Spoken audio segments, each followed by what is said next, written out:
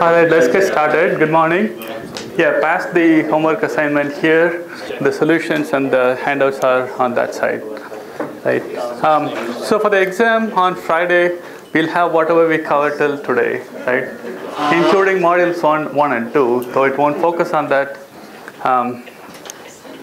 Right. Just because we're not covering it, this module doesn't mean that you have to forget those stuff. So it might be sort of in there, right? I'm going to be out of town on Friday, so the TAs will be here. So if you have any questions about the exam questions, write down your assumptions and answer those, right? So this time I'm going to give 7. You have to do 6 of 7, right? So if one of them was not clear, you can ignore them, right? So are there any questions about what we covered so far? We're kind of going sort of slow because this chapter is taking more time than I suspected. But that's okay because like I said, the first 4 modules are more important than the last one because last one ties them together. But you need to understand what's going on here, right? So there's a lot of stuff with the memory management and stuff which you kind of get it from other areas like compilers and stuff. So essentially, you kind of see where the operating system is in a point, right? So there's something that hardware gives, there's something that the program wants. Program wants to have this notion of areas and memory allocation and stuff like that. And the hardware has to give you some things, and depending on what the hardware can give, you can do better or worse, right? So we looked at different techniques. One of the notion of a logical address and a physical address, and most of these things are driven by what the memory management unit can do, right? So when you want to do paging, we left off sort of at this picture where we had we take the address, split it into a page and a descriptor and a displacement.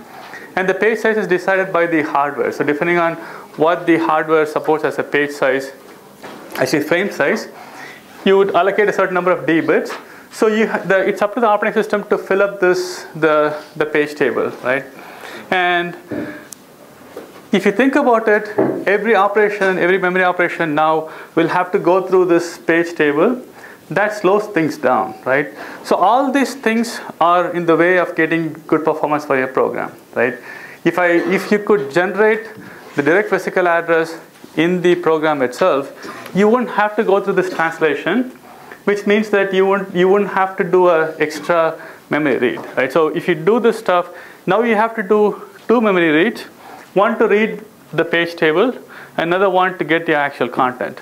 And you can't even do them in parallel because you have to wait for this to finish to get the address of where you want to go, right? So for folks who are taking hardware architecture course, you'll notice that most of the complexity of your hardware goes into stuff like this, right? To make the stuff be more programmable, more usable by system users and stuff. So one of the ways that they optimize this is this notion of a TLB, right?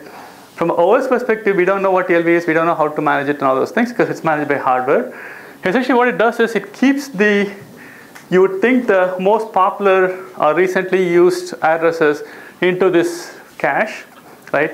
The nice thing about this cache is it's associative memory, which means that you do a parallel search. So if you look at this little arrows up here, right?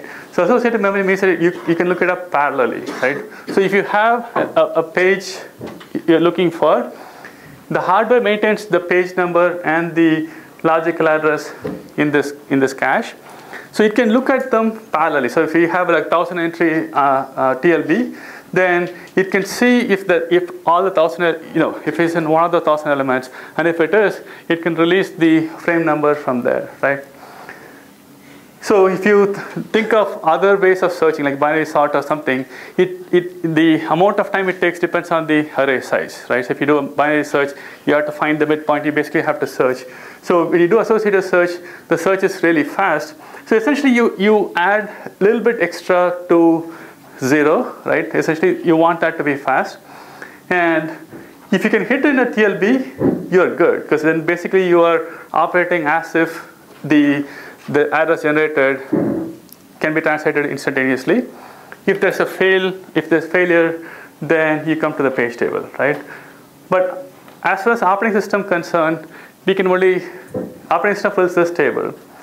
Who fills the TLB is the hardware, right? We don't have control over it, but it affects the performance, right?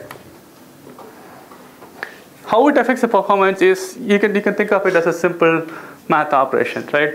So if you assume the time for associative lookup is little epsilon, right? If you assume that the time to do memory operation is 1 microsecond, you have to know what the hit ratio is, the ratio of accesses which are going to the associative and the ratio which actually goes to the main memory. So if the hit ratio is alpha, which is given to you, or you kind of find out sort of what you do for the homework project 3, right? So essentially, if there is a hit, right, you take 1 microsecond, which is the time it takes for you to get the memory, plus this little epsilon, because you have the associative memory, times alpha. If that fails, you do the 1 minus alpha times 2 plus epsilon, because you still have to do the memory lookup for the page, memory lookup for the actual contents, plus the associative cost, right? So you come up with this little cost, right? So if you do the numbers, if you do how these things work, this can, so if the alpha was really small, it can significantly bring your performance down, right? So you can have the fastest processor out there, but if you're not hitting the TLBs, then it hurts, right? So this is, from the architecture perspective, this is one thing which differentiates between the different processors. If you go in the market, right, if you look for processors, you may find a 2 gigahertz processor for laptops, 2 gigahertz for servers, and 2 gigahertz for real servers, right? The real servers tend to have a lot more of these TLBs and stuff, right? They may have the same, they may look like they have the same performance, but they have these things which make the stuff faster, right? So for example, the Itanium ones, right? The EXPSS server 4 and stuff, they're, I think, 1.6 gigahertz processor, right? But if you run tests on those systems, they actually can keep up with your normal, the fastest Xeon and stuff, because they are, even though they're only running at 1.6 gigahertz, it's a different architecture, but still they can keep up with this stuff because they have good stuff like this. They have a lot more TLBs and stuff, right? Those machines are very expensive. I mean, they were quoted as 80,000 for the EXP server 4, and server 2 was 40,000, right? Essentially, most of the cost goes to stuff like these. So that's one of the things. Most of you may not look at those when you buy your laptop. Most of you, how many of you look at the TLB size? It's kind of hard to get it out from the manufacturer too, because they don't like to advertise those stuff. But they have a very significant effect, and if you don't get the hit ratio, you really suffer, right? So the question is, how do you affect the TLB hit ratio, right? How do you get better TLB hits, right? We don't know how the TLB entries are filled up, right? But it will have to be something based on something in the past, right? The hardware does not know anything about the future. So it's going to have to look at the past to figure out what you might want in the future, so you can keep the ones that you really want in the future, right? This is the second part, right? How do you think you can write code which will be giving you good TLB performance? It's not operating system perspective, right? Operating system only fills the page table, and the hardware does its replacement. The real performance gains can be gotten only by the application program, not by the operating system, right? So thinking about how the TLBs may be populated, what kind of a code do you think will help you with TLB hits? Would it be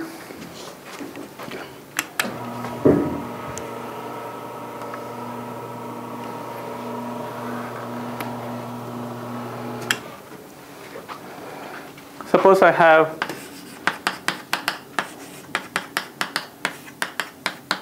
small program, right? And then suppose I have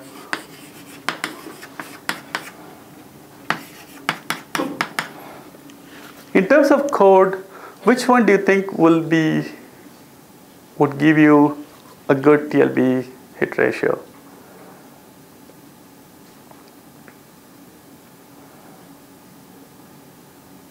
So let's see what would really, we don't know what assembly language is, but let's assume what assembly language might do, right?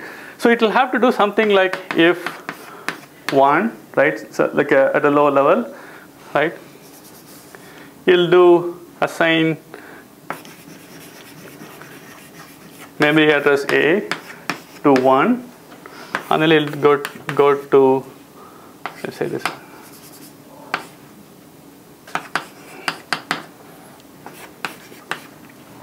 Something like this. You'll have to do some sort of a comparison, and if the comparison is true, you'll do this, and then you'll do a goto, right? So in assembly language, this is sort of what your program will become. And this will sort of be like what it is, right? So there'll be address of A, address of B, address of C, right?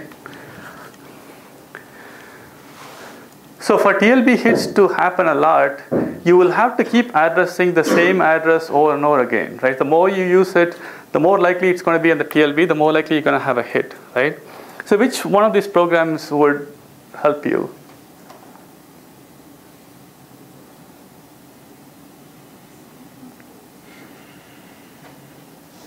The second one. This one? Yeah, so depending on how your program is, right? So you expect this to keep going to the same thing. The instruction of the address of these things remain the same. So this program will actually work faster than this one. The first time it will take the same time, but the second time you'll have a lot more TLB hits, right? So that goes to how you write your program, right? Operating system has no control over what you do, but if you're aware of this stuff, you may want to write your code in a certain fashion where you use this TLBs, which you don't know what it is, you don't have control over it, you can't see what it is, but you see better performance by doing this, right? So this is for instructions, right? So for data, what kind of data structure do you think would be good? Integer A or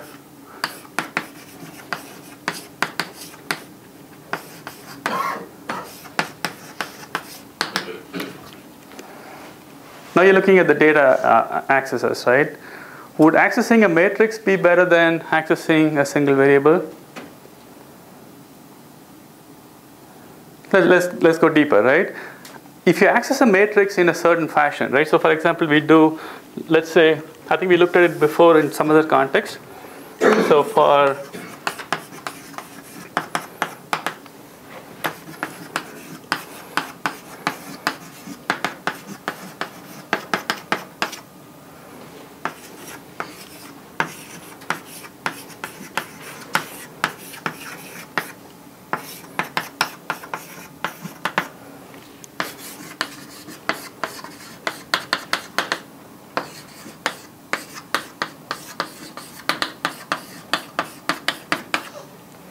we looked at this program before, right? Whether we flip this row and column, right? Do you think this really matters for the TLB stuff? The order of how you do it? So the matrix is going to be 0 to, let's say, 100, 100, right? Do you think it matters that you traverse the matrix like this, or you traverse the matrix like this? If you go by column, you're going like this. If you go by row, you go that way, right? Do you think it might give you, it might help you or hurt you? Yes?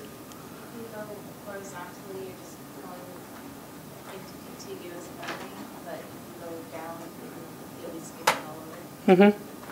So what would happen is you cannot store a two-dimensional array in the computer, right? You have to translate that into one-dimensional array. That's how it's stored, right? So somehow it has to be stored as a one-dimensional array, right? And somehow you have to do this mapping from here to here, right? And the one that Adele talked about was if you assume that it's a what's called row major organization, that means the first row would be here, and then the second row would be here, and so on, right? Fortran does it the other way. So C does it this way. Fortran does it on a column basis, right? I don't know how many of you use Fortran. Fortran is a scientific language which has been there forever and ever, right? But Fortran does it in the column fashion. So first column, second column, and third column, and so on. But C does it this way, right?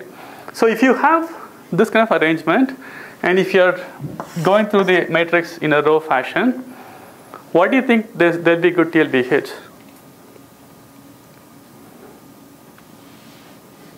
you'll be accessing this way, right? You'll be accessing, let's say address 1, 101, 102, 103, and so on, right? This address keeps changing, right? So why would you still expect to have TLB hit? Yes? They'll all be in the same page? Yes. So now the paging stuff comes in, right? Even though you're going through different addresses, the page number is likely to be the same, right? So you're going through the whole page number before you go to the next page number and so on. So you're going to have a good performance if you go this way. You're going to have a terrible performance if you go the other way, right?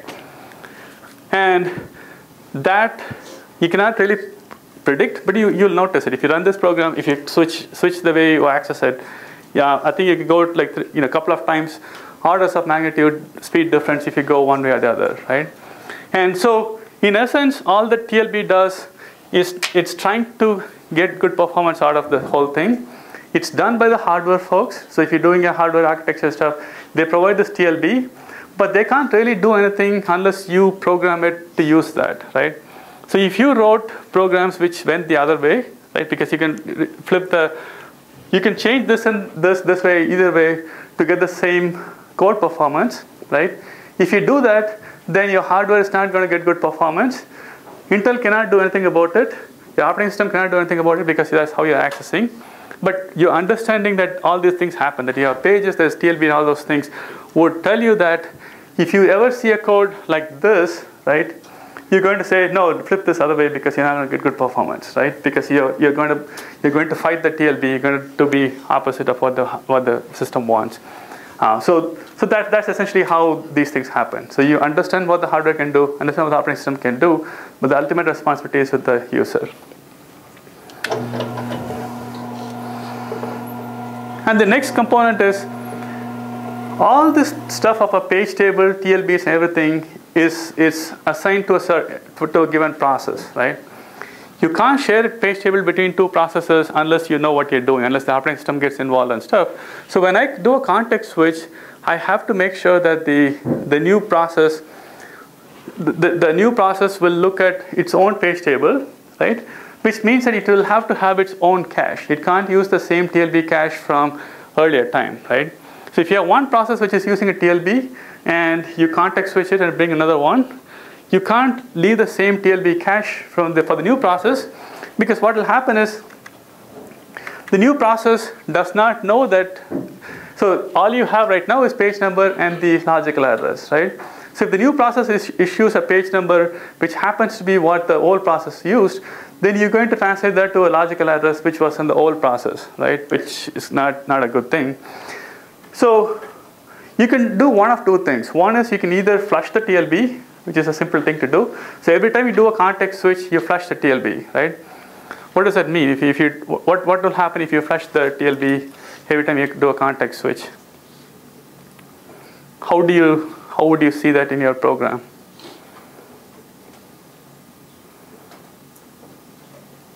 So when you context switch your program back in, you'll have to start all over again. It'll have to. So you don't actually store it anywhere. So when you come back, you have to start learning again. So once you context switch in, for the first few instructions, you'll have to pay the price of filling the TLB back, right? Which is not a good thing. You don't want that, right? The other way is to, if the hardware supports it, have some sort of an ID, right? Does not matter what it is. You basically have to tell the hardware the current process ID is, let's say, 1, right? Any TLB entries which have this same ID of 1, you can use. If the ID is different, then flush it, right? So again, these sort of things come in when you go to a server kind of stuff. The desktop processors don't do this. They just flush the TLB. On a server kind of processor, they have this notion of ASSID or whatever, right? Some sort of ID to tell the hardware, I have this notion of process, which you don't need to know. But all you need to check is if the ID that is on the TLB is different from what this process is, then flush this stuff. So it doesn't have to flush everything. You just flush it on the demand, right? It makes more sense, especially if you have the TLB which is large. The larger the TLB gets, you don't want to waste all the stuff that it learned. So you want to have this complication. So if the hardware can support that, we can use that. If not, you'll have to flush the TLB every time, right? So going back to the context switch from module 1, right? Context switch now adds one more cost. Context switch, you need to store all the register values into the PCB, right? All the state into the PCB. You'll have to change the page table to use the new one, and you have to flush the TLB, right? And flushing the TLB is really awful because now you forgot all the things you learned, and the new one has to relearn all the things. So if you make the time smaller and smaller of how soon you want the next context switch, the less time you have to learn, less time you have to use the TLB. So that's the performance hit you'll take, right? Does that make sense? So in the last lecture, I kind of alluded to the fact that if you have a page table and the page table entry was invalid, you store something which is invalid there, right? In which case you can get some sort of a segmentation fault or whatever, right? So you can either do that by saying if the page number is -1, right? If the frame number is -1, then you get a fault, right? Which means that you can't use that one frame number. So most of the hardware gives you an option to have a validity bit, right? Which says that in the page table, now I can use one bit to say whether it's valid or not. So when the operating system loads the pages, it can load all the pages that it knows there has to be a mapping, marks all those bits as B, and the ones that it doesn't want you to use, will change it to invalid, right? So sort of like this. So in the page table, rather than just having the frame number, you also have this one bit which says whether it's valid or not, right? So if it's invalid, then regardless of what is here, the hardware will generate a segmentation fault, right? So this is a very powerful technique. This basically allows the operating system to say certain pages, you can change the bit so that it will be invalid, in which case you get an interrupt back, right? In this case, I'm using it to say whether a page is invalid or not, and we'll see later on we can play lots of tricks with this stuff, right? This is a very powerful tool which basically gives the operating system control over some pages, right? So in the more advanced hardware, you not only have this in I or B, you can also have whether it's read, write, execute, and whatever, right? So you can say, give me a fault if the page is doing something that I didn't want it to, right? Give me a fault if it's a text. If I call this a text and you try to modify it. Give me a fault if you call it read only and you try to modify and all those things. And we're going to use that for paging and stuff we'll see in the next chapter. But essentially this is one powerful way for the operating system to get involved, right? Otherwise, you set the page table, you let the hardware go, and the operating system does not get involved till the timer goes off or whatever. This is a way for the OS to get involved. Again, it's all possible only if the hardware allows it, right? So if you buy a really powerless MMU, it may not let you do all the stuff. But you may have a good MMU which will support all the stuff, which also means that when you do a context switch, I have to set the page table, I have to set all the bits in the whatever I want it to. That makes the operating system a little bit more complex, right? Make sense? But we'll get back to this because this is a very, very nice way to do a whole bunch of things that we like to do. And the other thing I kind of alluded to was the fact that how big the page table could get, right? So one way to optimize that is so if I think in the last lecture we looked at what happens if you have a certain number of page table size. Your page table size could be few megabytes.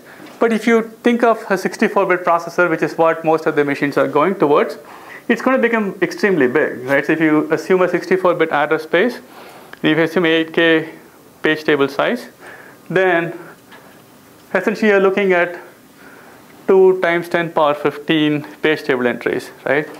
Even on the 32-bit address space, if you have to have, let's say, a page table of 16 megabytes, right? It's wasteful because even for a hello world program, you have to use that big a page table size. So you could make that smaller by saying, limiting it to certain, how big the page table should be, right? And that's one optimization. You could say this process can only have a page table which is size of 10 or something, which means that you're kind of stuck with the size, right? You can't allocate more memory than what the page table was without going through a mess. So That's one problem, and there are multiple ways to solve this stuff, right? And all of them adds more complexities. All of them have to have hardware involvement, because like I said, you set up the page table, and then the hardware is supposed to take over. So the operating system is not involved in all of those, right? So it has to use the hardware. So depending on what the hardware provides, it can do any of these operations. And all of them are trying to optimize on how big the page table should be. All of them add complexity, which will slow your processor down, right? And this is one of the things that companies like Intel and all have to wrestle with, right? A general purpose operating system has to deal with all this kind of issues. They have to be able to access as much memory as possible. And as we'll see, each of the operations add more complexity. So the hardware chip takes more and more of this kind of stuff, which is sort of overhead. From the hardware perspective, you just let it run as fast as possible, but you can't because you have to add all this overhead, right? So the first way to attack this problem is through a notion of a hierarchical page table, right? So rather than having one large page table for the whole address space, you split that up into multiple levels. And since you're doing binary arithmetic here, it's sort of easy, right? So you take a few upper bits and then the lower bits as a hierarchy, right? So you can have 4 upper level page table size page tables, and then which point to another directory entry, and so on and so forth. You can make it go as much as possible.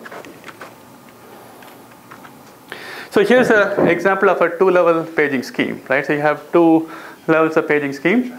That means now the page table will have this outer page table, which points to an inner page table, which points to your actual memory address, right?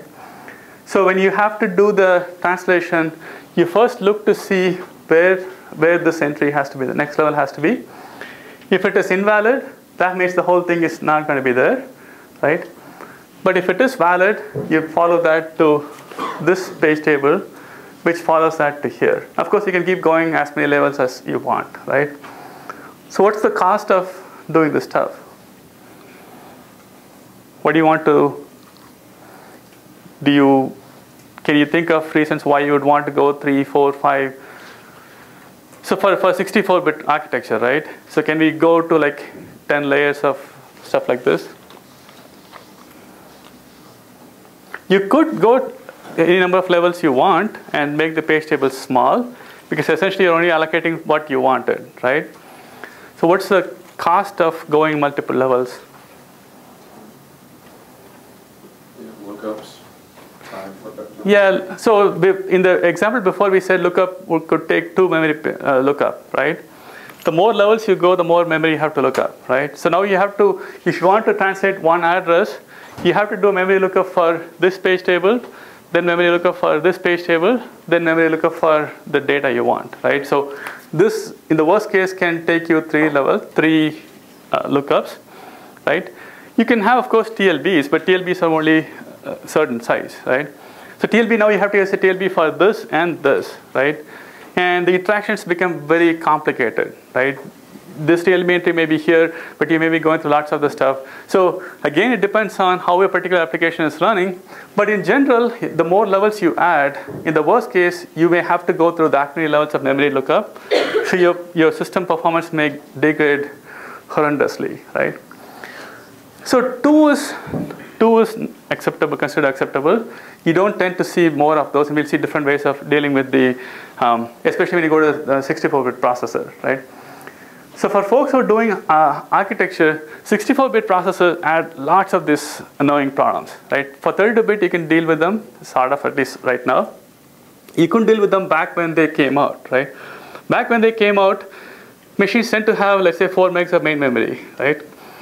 It was not acceptable to say, you have a 4 meg memory machine, I'm going to need 16 megabytes for page table, right? Because that's more than what you had.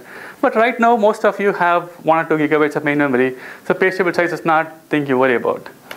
Go to 64-bit, you're going to have a trouble, right? We can't do this stuff because you may have to have, like, let's say, 10 levels, which means that in the best case, you sort of go through a TLB hit in all of those. But in the most normal case, you'll do so many memory accesses that each instruction could run 10 times slower because it's doing all this memory lookup. And you don't want that, right? So essentially the way you would implement this is to, for the page, you split them into multiple bits, and you say this is the outer bit. So you use this bits to figure out where the inner page table has to be, and use that to figure out where this address is, right? So that's this implements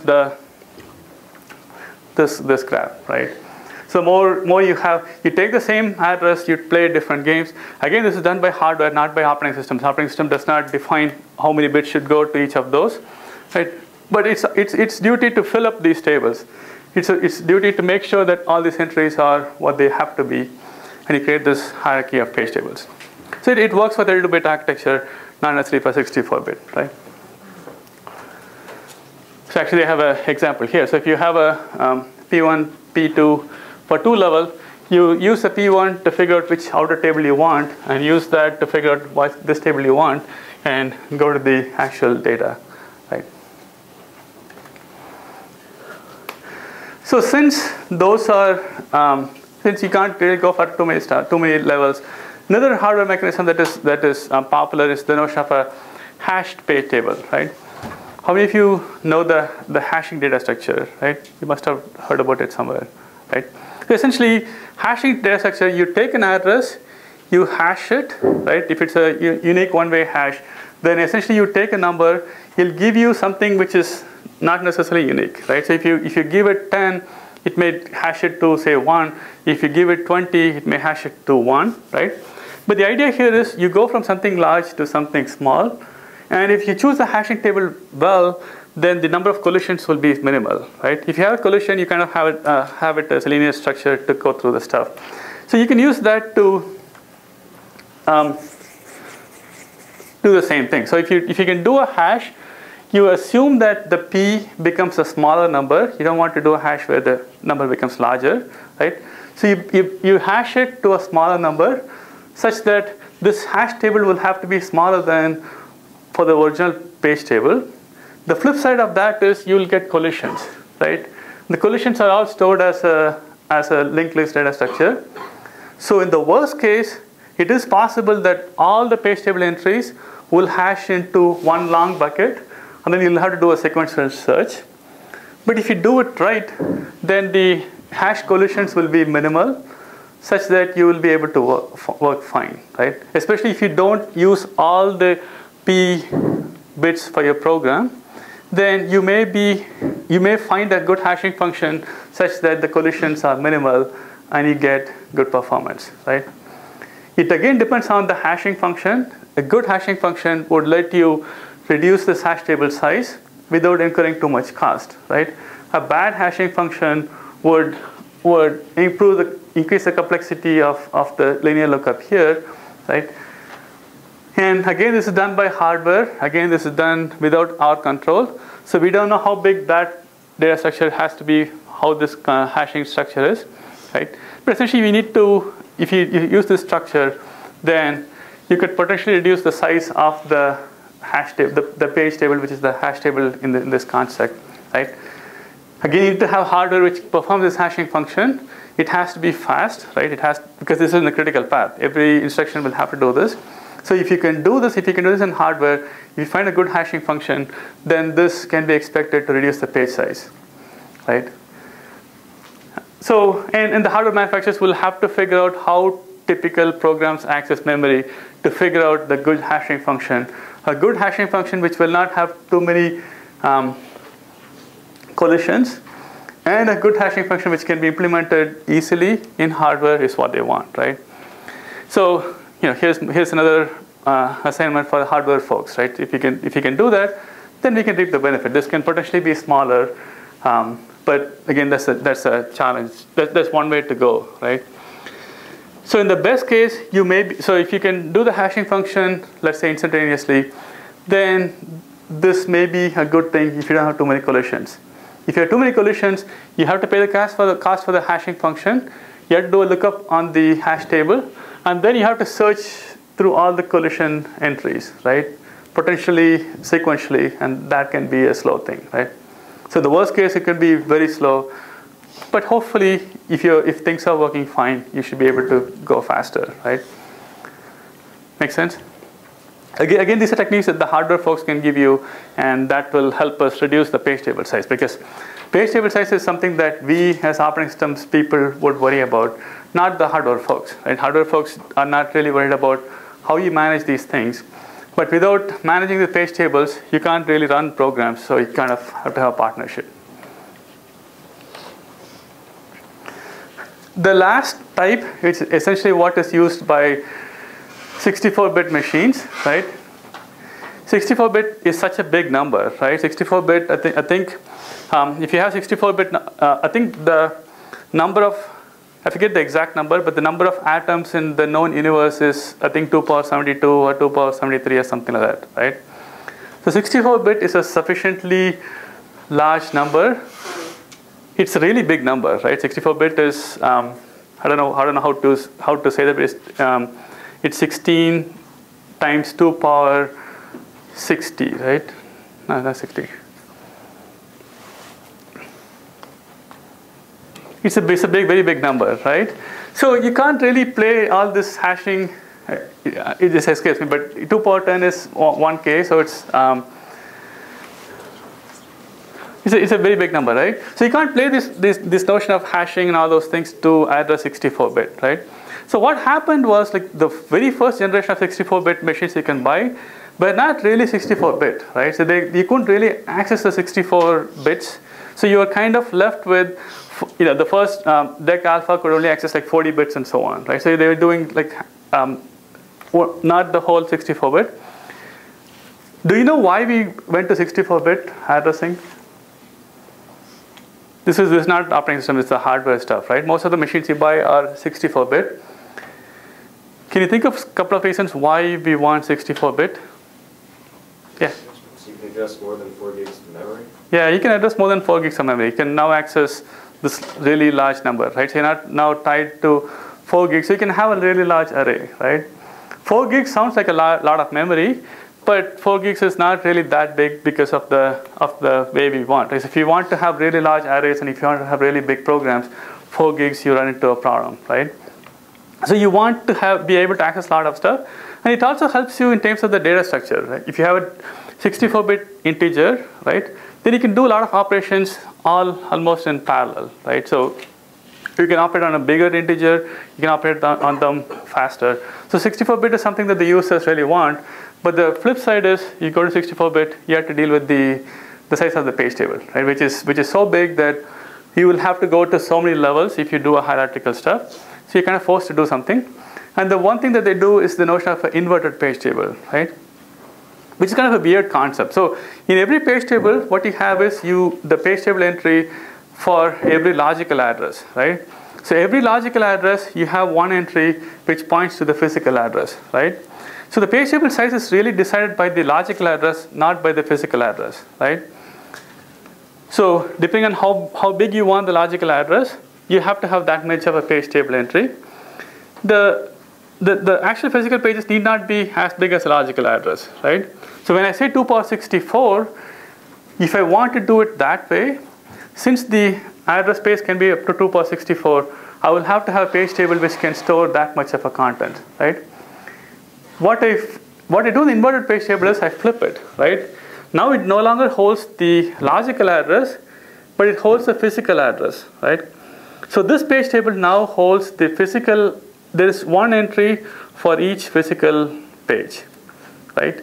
So theoretically, the logical address space can be equal to the physical address space. So if you ever get that big a memory, right? I don't know, 16, quadrillion, kind of like a really big number, then you'll run into a problem, right? But most normal machines, we still have maybe terabyte or something, right? Which is still way smaller than what the address can do. So the logical address space is a lot bigger than what the physical address space is. So if I do an inversion, then I only have to find a page table entry which will hold for each physical address. And the nice thing is, I need to have only one table for all the processes, right? Because it only maps to the physical address. So as long as the physical address does not change when I do the context switch, I need to have this one table, right? So that's the good thing. The table only needs to be as big as the physical memory you have, and we don't have that much memory anyway, so we are kind of okay. The bad thing is we are trying to translate it the other way. We are trying to translate it where I have the logical address. Now I want to find out what the physical address is. I'm not doing this. So the table is going to store for this physical address space, what is the logical address which is stored there. And I'm looking for, I have a logical address. What's the physical page I'm looking for? So I change it such that the table is now smaller, but the complexity is I need to search for it. So this is what happens, right? So I take forget the PID for a moment. So now I have a page table which corresponds to all the physical address pages, right? It stores the, so this means that on physical frame I, because it's the I offset from here, I has the logical address P, right? And I'm looking for P. Ignore the PID for a moment, right? I'm looking for P, right? So before I could look at the P, find the Pth element, and find whatever it is, and I'm done. Here I have to search through this table to find out which element has P as a second value, and whichever it is, then I know this I is the offset. So I take I and put it and get the address. Does that make sense? So I have to do a search. I have to search this table, not me, but the hardware. The hardware has to search this table to find out what it's looking for, right? And you can imagine all kinds of search you can think of, right? You can have it sorted, you can have it, linear search and what have you. Let's say linear search, right? Linear search means that you have to go through each of these address elements to come to what you want, right? In the worst case, linear search would search all the way across this table. So if you have, depending on how much physical memory you have, this happens to be 16 megabytes, right? In the worst case, you'll have to search through the whole table to find what you're looking for, right? And searching for the whole table is awful because this is in memory, right? So the hardware has to look up for this address, see if it matches P. No, look up for this address, look up for this address, look up for that, right? All the way here. So the worst case, you're basically running a little memory lookup program inside your hardware, and you can find what it's looking for, right? And you need this PID because you just need this one table for the entire system. You don't need to change it for different. So now processors don't have to have one.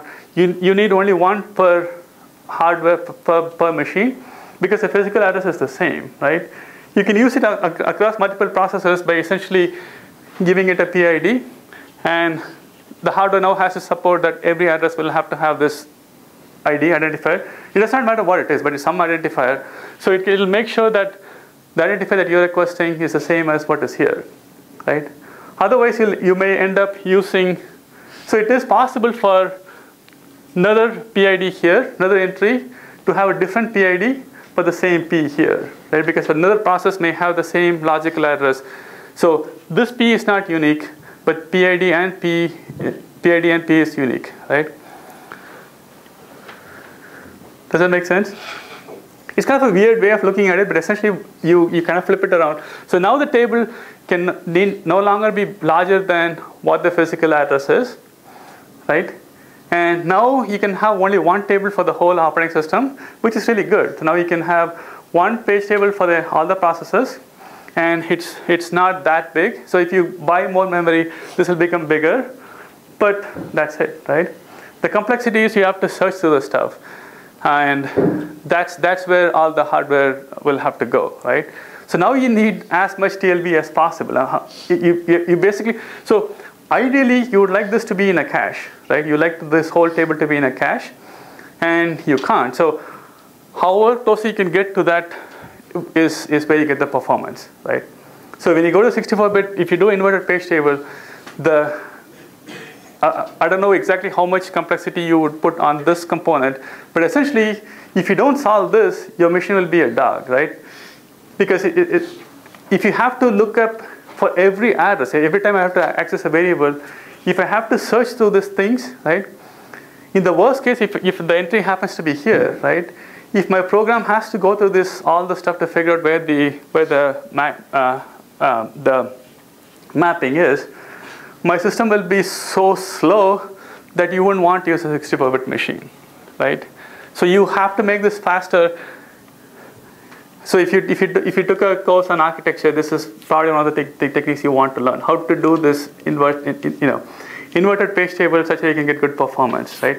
The answer here is you have to have cache, right? Obviously, that's the only thing we can do. And you have to have some kind of cache which will avoid searching through the stuff, right? And of course, that is bounded. Of course, that's linked to how you program, right? All this is linked to how you program. So if you write awful programs which access all over the place, right? Access addresses all over the place, which is we'll call that in the next chapter locality of reference. So if you are a good program which asks memory which is sort of near where you were asking before, right? Then you keep a locality very well. So if you're asking stuff which are closer in memory, if the locality is maintained, that means you're likely to keep asking the same entry here. That means it's likely to be cached. That means you're likely to be getting good performance. If you write a program where you randomly access memory all over the place, right? So if you implement a matrix multiplication algorithm where you randomly pick a row and randomly pick a column, you multiply, add it, and then you do random stuff, right? So you randomly do the stuff, right? Your performance will be so bad, you'll think that something is wrong, right? So you can try on any of the modern machines. If you can take a multiplication where you go through the row by row, multiplication is kind of weird because one way you go row by row, and the other matrix you go by column, right? So if you're a really good programmer, you want lots of matrix multiplication, you will rearrange this matrix to be in a certain way where you can get good memory performance, right?